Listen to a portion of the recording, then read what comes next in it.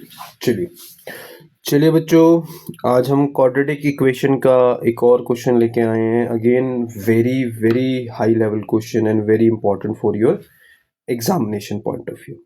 तो इस क्वेश्चन के ऊपर भी मोस्ट इम्पॉर्टेंट क्वेश्चन डाल दीजिए।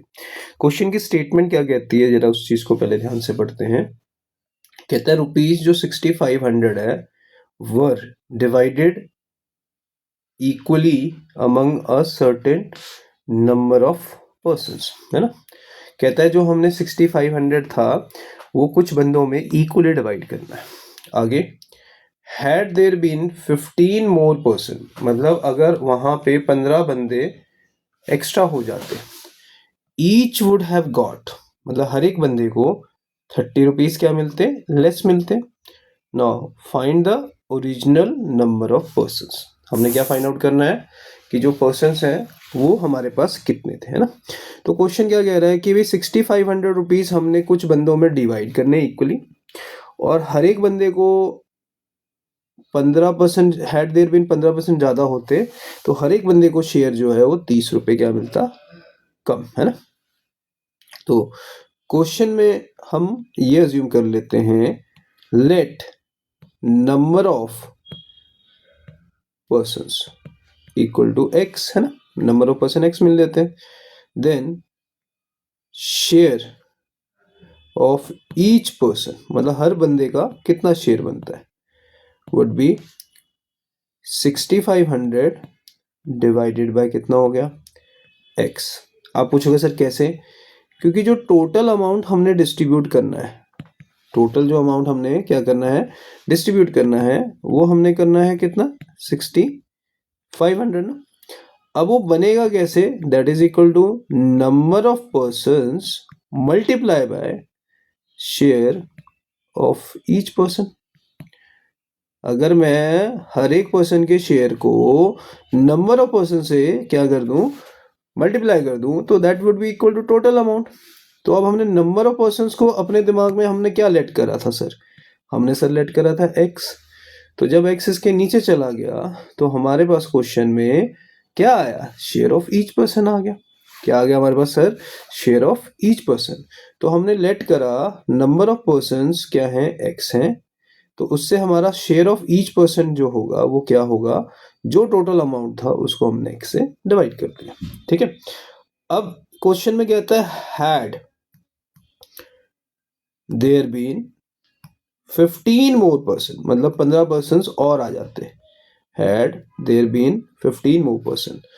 अब शेयर ऑफ ईच पर्सन क्या हो जाता, हर एक बंदे का शेयर क्या हो जाता, जो 6500 था दैट डिवाइडेड बाय कितना हो जाता, x प्लस 15। क्यों x प्लस 15 सर, क्योंकि अब हमारे पास जो नंबर ऑफ पर्सन थे वो पहले से 15 ज्यादा हो गए। तो अब हर बंदे का जो शेयर बनेगा वो शेयर बनेगा 6500 divided by total number of person कितने बढ़ गए थे, 15, तो x प्लस 15। तो अब क्वेश्चन में क्या कह रहा है, ध्यान से देखना। कहता है अगर हर बंदे का शेयर, अगर हर नंबर ऑफ बंदे को हमने बढ़ा दिया 15 से, तो इससे होगा क्या, जो पहले बंदों को शेयर मिल रहा था, पहले बंदों को जो शेयर मिल रहा था, अब उससे हर एक बंदे को 30 रुपए कम मिलेगा। तो अब जो नए बंदों का शेयर है वो आ रहा है 6500 अपॉन एक्स प्लस 15। पहले जो बंदों का शेयर था वो 6500 अपॉन एक्स था। अब हुआ क्या, अब उससे 15 बंदे ज्यादा होने से हर बंदे का जो शेयर था वो 30 रुपीज क्या कर दिया, हमने कम कर दिया। तो मतलब 30 रुपीज हमने क्या कर दिया, लेस कर दिया। तो पहले हमने नंबर ऑफ पर्सन को एक्स माना, फिर उससे हर पर्सन का शेयर निकल गया, total amount divided by number of person. फिर उसने क्वेश्चन में बोला है कि अगर हमारे पास 15 बंदे ज्यादा हो जाए, हमारे पास 15 बंदे ज्यादा हो जाए, तो इससे हर एक बंदे का शेयर क्या होगा, जो बनेगा 6500 अपॉन एक्स प्लस 15। अब ये जो शेयर बन रहा है हमारे पास, वो पहले जितने बंदे थे उनसे क्या बन रहा है, 30 रुपए कम बन रहा है। 30 रुपए क्या बन रहा है बच्चों, कम बन रहा है। इतनी बात क्लियर हो गई है, मेरी बात समझ आ गई। चलो अब हम क्या करने जा रहे हैं, 30 को इधर शिफ्ट कर देते हैं, तो -30 इधर जाके क्या हो जाएगा बच्चों, +30। ये वाली टर्म को मैंने राइट साइड शिफ्ट कर दिया। तो देखना भी मैंने क्या करा बच्चों, ध्यान से।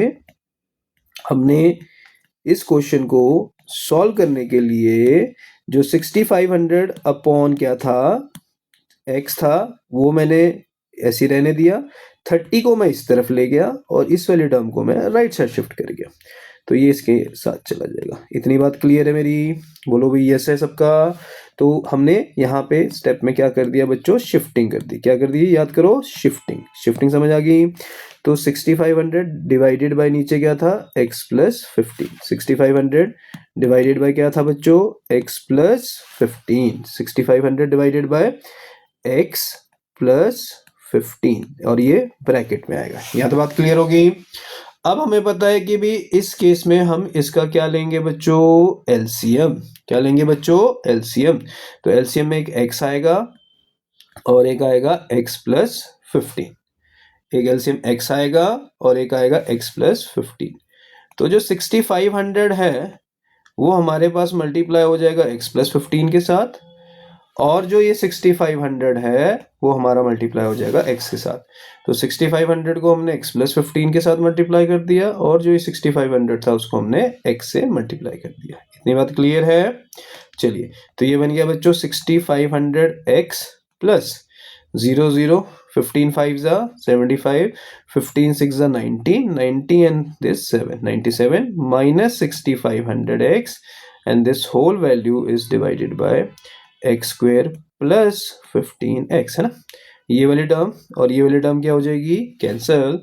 सो we will get 30 is equal to 97500 divided by x square plus 15x, x square plus 15x।